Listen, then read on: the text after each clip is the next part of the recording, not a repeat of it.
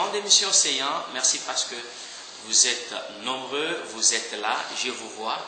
Vraiment, merci pour votre confiance attachée à ces programmes. Merci aussi surtout vous pour votre fidélité.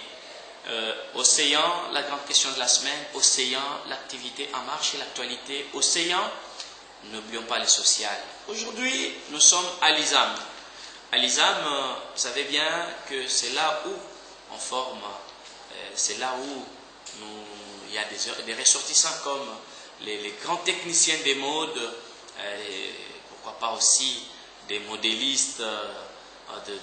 Si je suis bien vêtu comme ça, vous les voyez très bien, c'est parce que l'ISAM a existé. Vous savez bien, nous sommes là à l'Institut supérieur d'art, des arts et de métiers. Nous allons rencontrer quelqu'un qui est très important, c'est monsieur, vous l'avez peut-être reconnu sous d'autres cieux, sous une casquette politique, mais c'est un scientifique, hors norme d'ailleurs, je vous annonce. Il est avec nous, monsieur Gilbert Odio Dimondia, il est avec nous. Nous allons nous entretenir aujourd'hui en lieu en large sur l'enseignement technique. Patient Goy est derrière cette caméra, je m'appelle bien Théodore Loumou, c'est ça mon nom, mais c'est Océan pour les intimes. Océan, à très bientôt avec notre invité de marque.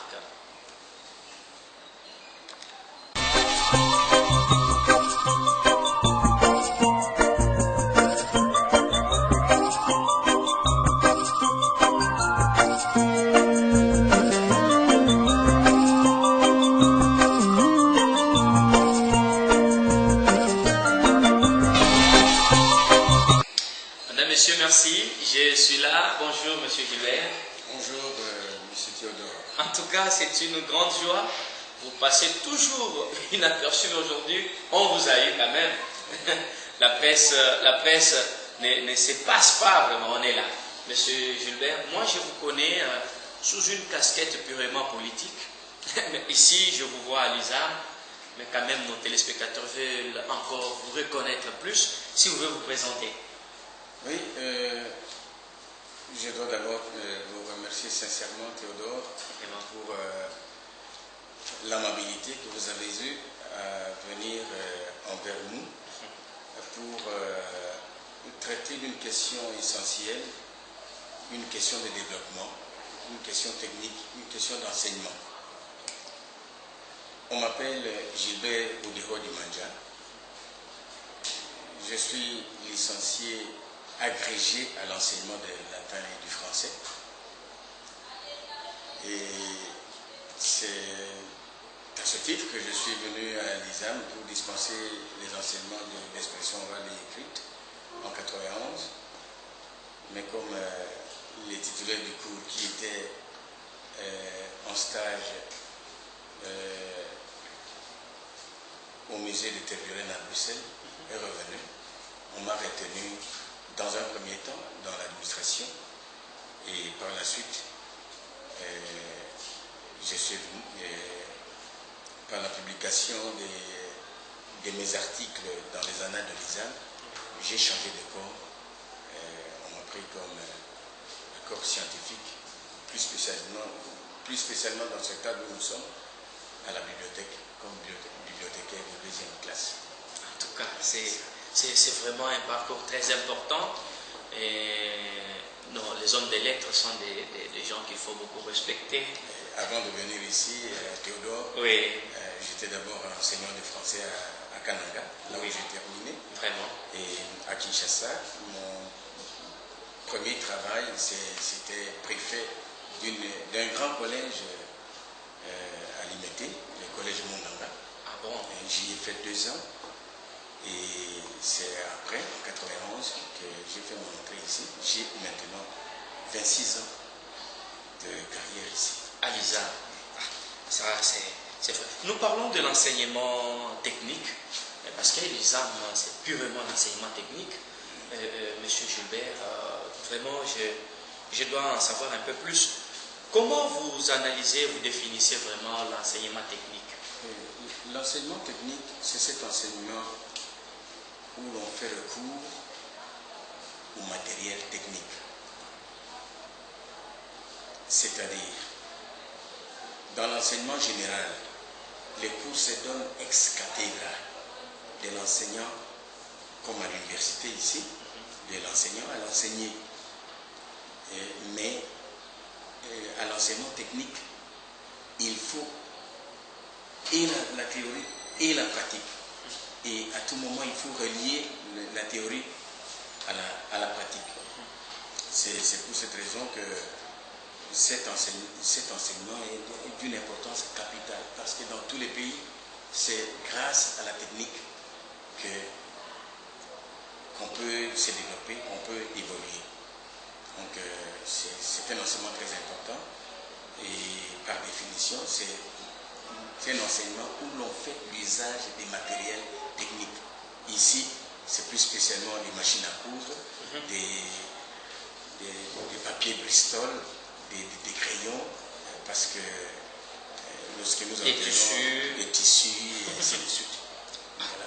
Vraiment, mais est-ce que cet enseignement est vraiment important dans notre pays, la République démocratique du Congo? Très important, Théodore. Cet enseignement est très important dans la mesure où ceux qui ont créé l'enseignement ont trouvé, ceux qui nous ont amené l'enseignement, ont trouvé que en dehors de l'enseignement général, on ne peut pas bâtir une maison sans maçon.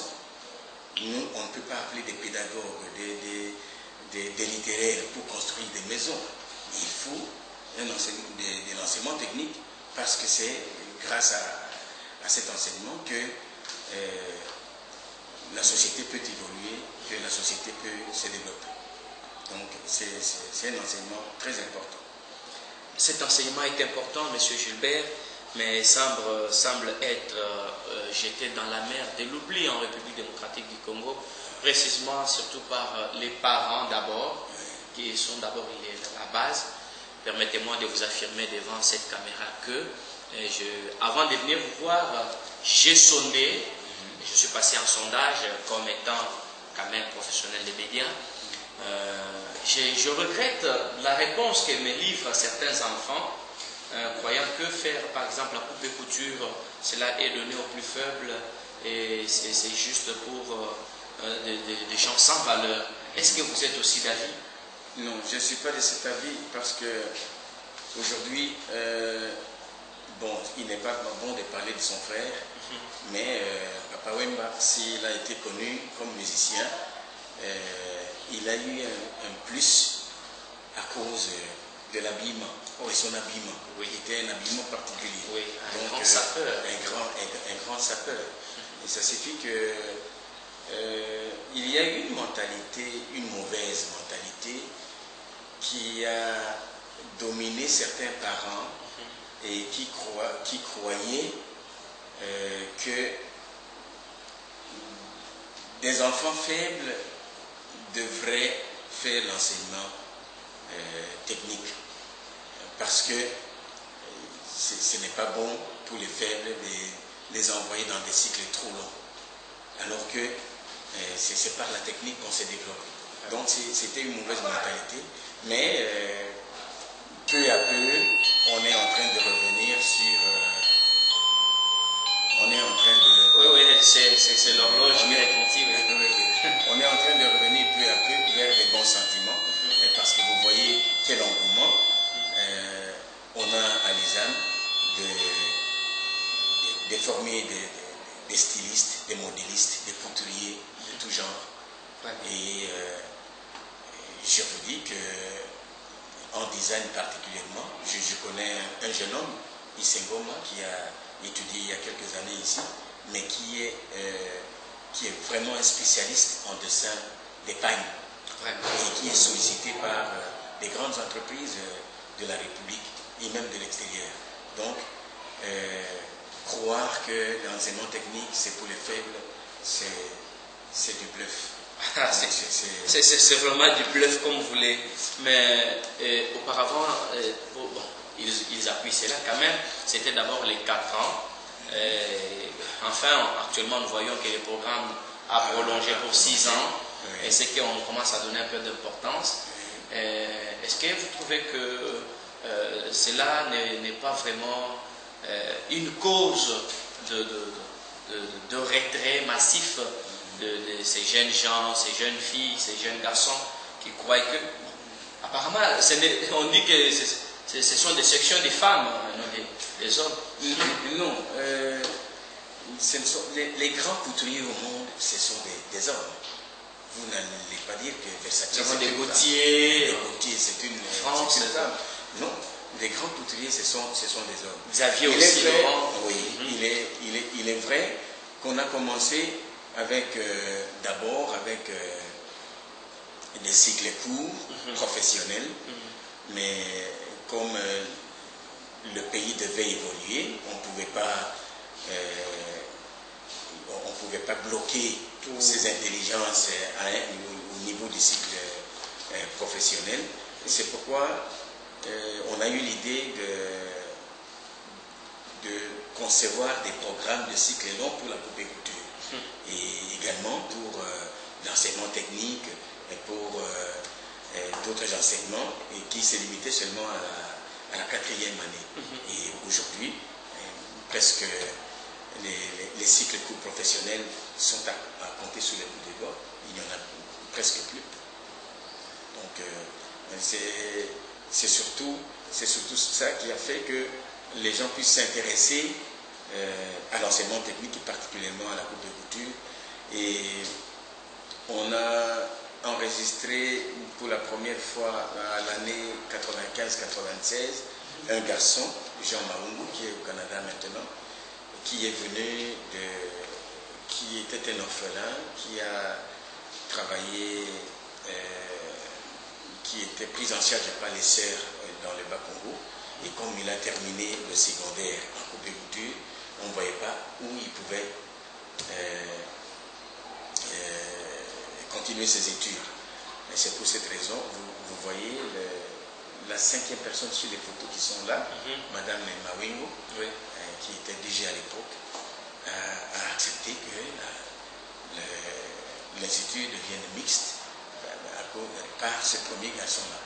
Et l'année qui a suivi, on a eu Hilaire Moutanda, on a eu Dieudonné, j'ignore son nom, et qui sont venus.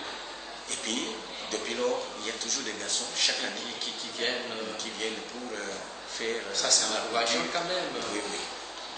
Surtout lorsque celui qui est 6e sur les photos là-bas, monsieur le DG Chimenga Kazadi, est venu. Il a introduit une 2e section, la section modélisme, et les garçons se sont intéressés beaucoup à la section modélisme, et ils sont très nombreux. Je ne sais pas quel nombre cette année, mais ils sont nombreux. En tout cas, excusez-moi d'aller un peu trop vite avant la dernière question. L'ISAM d'où nous sommes, on voit ici, il y a des photos, on a numéroté de telle année en telle année. Si je peux avoir vraiment une petite histoire concernant cette institution. Oui, cette institution a été créée en 1968 par les sœurs de la congrégation du cœur immaculé de Marie. Alors c'était en 68 et ça fonctionnait à l'ISP Gombe comme option. Ça s'appelait Institut supérieur d'enseignement des techniques féminines. Mais comme on a trouvé qu'il y avait un bon nombre, c'était un projet de la coopération belgo-congolaise. On a fonctionné avec des institutions de l'intérieur, comme le lycée Mapendano à l'ex-province orientale, le lycée Odari à l'ex-Kivu, Tuendele à Lubumbashi, Buenamuntu à Kananga, le lycée technique de Kalamou ici et le lycée technique de la Gombe, notre école d'application. Donc, c'est un projet de la coopération belgo-congolaise qui a été créé en 68 et ça a évolué. En 71, l'institut est venu de l'ISP Gombe vers ici et dans ces installations actuelles et ça forme depuis sa création des coupes des couturiers, des couturières, parce que ce n'était que des femmes, jusqu'en 95, comme je vous l'ai dit. Oui, les premiers garçons ont été inscrits et c'est devenu mixte. Avec le DG Chiminga, on a introduit la section modélisme et avec le DG Madame Marie Claire Yanjo Demo, elle a introduit la licence en management, en design et en technique d'habillement. Je pense que ça évolue beaucoup. Ce qu'il faut déplorer, peut-être que la capacité d'accueil du départ, au départ, ça a été fait pour moins de 200 étudiants. Aujourd'hui, il y a un grand nombre. Il faut demander vraiment un SOS vraiment à l'État congolais pour construire des bâtiments qui peuvent accueillir un plus grand nombre. Je crois que c'est une institution qui a un grand avenir et on peut demander à l'État surtout que la prise en charge des enseignements ne soit plus entre les mains des parents et que le même État donne un salaire conséquent, adéquat aux travailleurs. Et vous verrez, tout va basculer. Ira bien. En tout cas, madame, monsieur, nous annonçons que nous sommes en train de terminer cette émission aujourd'hui. Avant de nous séparer, je vais accorder 2 bonnes minutes à monsieur Gilbert au Dio Dimandia. Il est bibliothécaire ici à l'Exam et il a eu quand même cette bonne foi de nous parler aujourd'hui. Il est devant cette caméra. 2 bonnes minutes, nous vous accordons pour votre dernier mot. Oui, Théodore, je viens de demander un certain nombre de choses à notre gouvernement. Je crois que l'enseignement technique, c'est un enseignement très important, pas seulement à l'ISAM, mais dans toutes les institutions. Et vous savez que l'ISAM a une double casquette d'enseignement technique à vocation artistique et à vocation pédagogique à la fois. Donc ici, on forme des enseignants des cours techniques, des cours de couture au secondaire, et on forme également des artistes. Donc, on fait confiance à nos institutions, à notre comité de gestion. Nous voulons aller de l'avant. Il faut que nous marchions. Il faut qu'on se développe. Il ne faut pas qu'on fasse du surplace. Et c'est ensemble, journalistes, nous enseignants, communauté, toute l'université, le ministère. Il faut que chacun mette la main dans la pâte pour qu'on puisse booster notre pays vers un développement réel, pas un développement virtuel. Madame, Messieurs, on s'y prend à cette grande émission. Merci à toute la grande équipe qui nous a accompagnés. Je vous dis vraiment merci parce que vous étiez si nombreux. Voilà, le numéro est en train de passer. Je vais le reprendre pour 081 67 055 05. Vous avez des suggestions ou des remarques, faites-nous parvenir vos désirata. Nous allons toujours les transmettre en direct. Merci à toute la grande équipe qui nous a accompagnés. Patient Goy derrière cette caméra. Merci aussi infiniment à M. Gilbert qui a accordé cette chance. Il nous a vraiment accordé cette chance. Vous savez, ce n'est pas donné à n'importe qui. Nous les félicitons, nous lui disons vraiment merci. Merci aussi à toute sa grande équipe. Nous saluons aussi les DG de l'ISAM en passant et tout son comité de gestion. Raphaël Kayembe, Doris Mabika, ainsi que Merlon Goma. Nous vous saluons comme ça. Apollinaire Kassona, la grande équipe de cette émission. Nous sommes là. Merci beaucoup. Théodore Loumou, c'est moi. Je m'appelle bien Monsieur Océan.